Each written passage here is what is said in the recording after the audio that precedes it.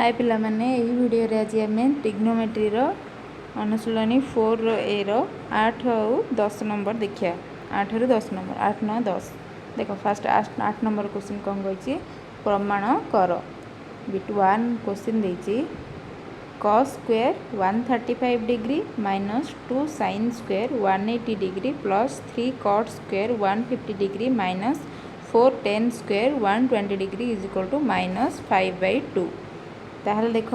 आमको cos 135 रो value जना अछि sin 120 रो 180 रो वैल्यू जना अछि cot 150 रो वैल्यू जना अछि tan 120 रो वैल्यू जना अछि ताहले जा जगह रे आमे तारो ओनली वैल्यू पुट करिया आंसर आनिया देख cos स्क्वायर 135 हला -1/√2 रो स्क्वायर cos 135 रो वैल्यू हला -1/√2 जेहेतु ये cos स्क्वायर 135 अच्छी आमे -1/√2 रो स्क्वायर कले -2 इंटू sin 180 इक्वल कौन 0 तो 0 रो स्क्वायर 2 इंटू 0 रो square plus 3 into cot square 150 रो वैल्यू केते -√3/2 ताहले cot स्क्वायर 150 हला 3 इंटू -√3 रो होल स्क्वायर -4 इंटू tan 120 रो वैल्यू हला -√3 तो 4 इंटू -√3 रो स्क्वायर आंसर केते आसला half plus 3 into 3 -4 into 3 half plus 9 -12 half -3 is equal to लसागु आनले आमे 2 आसला लसागु 1 - 6 is equal to -5/2 is equal to RSH proved सेमती बिट 2 देखो 1030 प्लस 10 135 प्लस 10 150 प्लस 1045 यार भी समस्त वैल्यू जना अच्छी 1030 10 135 10 150 10 145 तो चार जगह तार वैल्यू पुट कले 1030 है 1/√3 10 135 है -1 इंटू 10 150 है -1/√3 10 45 है 1 तो 1 एटा गुणिले गुणिला कौन आसला 1/√3 इंटू 1/√3 इक्वल टू 1/3 तो सेमती बिट 3 देख 3 नंबर बिट देख sec square 180 degree plus tan 150 degree by cosec square 90 degree plus cot 120 degree is equal to 1 आम LSH नेबा LSH केते cosec square 180 degree plus tan 150 degree by cosec square 90 degree plus cos 120 degree ताहले cosec square 180 है -1 रो square plus tan 150 है -1/√3 रो -1/√3 by cosec square 90 है 1 रो square plus cot 120 है 1 -1/√3 equal to 1 -√3 by 1 -√3 equal to 1 equal to RSH proof सेमती 4 number देख sin square 135 degree plus cos square 120 degree minus sin square 120 degree plus tan square 150 degree 1/3 आम प्रमाण करिया LSH नेबा sin square 135 degree plus cos square 120 degree minus sin square 120 degree plus tan square 150 degree देख sin 135 रो value केते sin 135 रो value है 1/√2 sin square 135 जो 1/√2 रो square plus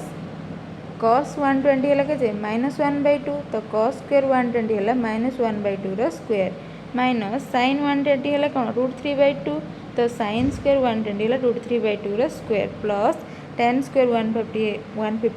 1/√3 row square equal to देख 1/2 plus 1/4 -3/4 plus 1/3 ताको सॉल्व कलरू आमको RSH मिलगला 1/3 proof सेमती देख ए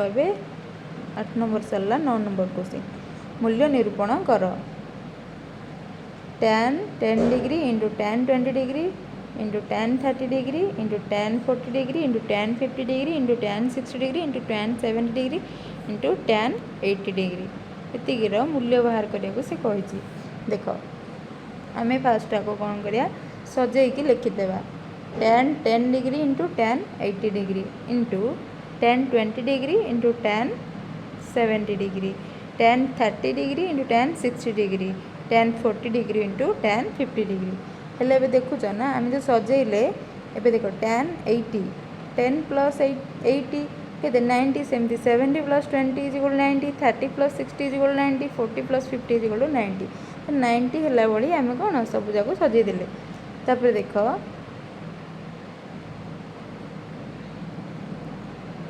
tan 10 into tan 80 बदल आम tan 90 माइनस 10 लिखिपर इंटू tan 20 को tan 20 लिखिले tan 70 जगह आम tan 90 माइनस 20 लिखिपर इंटू tan 30 को tan 30 रखिदे tan 60 जगह आम tan 90 माइनस 30 लिखिपर इंटू tan 40 को tan 40 रखिले एठी tan 50 जगह आम tan 90 माइनस 40 लिखिपर एबे देख tan 10 degree into tan 90 minus tan 10 equal to केते cot 10 degree into tan 20 degree into tan cot 20 degree tan 30 degree into cot 30 degree tan 40 degree into cot 40 degree है एबे तार कौन एबे आसला देख tan theta is equal to 1 by cot theta तेणु देख एटार भैल्यू 1 आसला ए दुटार भैल्यू 1 आसला ए दुटार भैल्यू 1 आसला ए दुटार भैल्यू 1 आसला देख tan theta is equal to जमती 1 बाय cot थीटा सेमती cot theta is equal to 1 by tan theta है ताहले एटा 1 आसला RSH प्रूव एबे बेटी 2 देख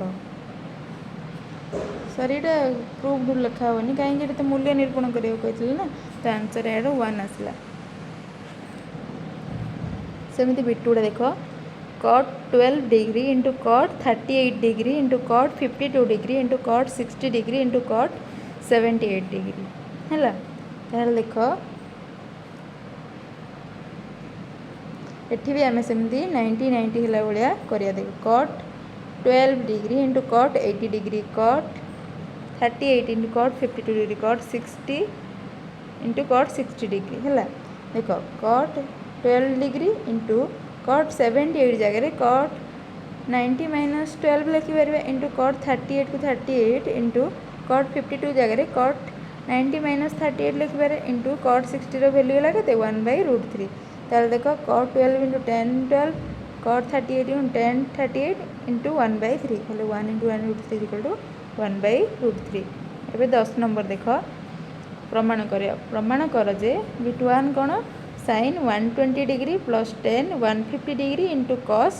135 degree is equal to 1 plus root 3 by 2 root 3 LS ने sin 120 degree plus tan 150 degree into cos 135 degree एवं देख sin 120 आउ tan 150 cos 135 वैल्यू आमको जना अच्छी तो सजा जगह तार वैल्यू पुट कर आंसर आने ठीक है RSH आसला सेमती बिट 2 देख sec square 180 degree into tan 150 degree by cosec square 90 degree minus cot 120 degree equal to 2 minus root 3 एवं LSH वैल्यू LSH ने आम LSH के sec square 180 degree plus tan 150 by cosec square 90 minus cos 120 हेल्ले आम सब तक value जना तो जहाँ जगह तार वैल्यू पके RSH आने RSH के 2 बाय रूट 3 RSH प्रूव।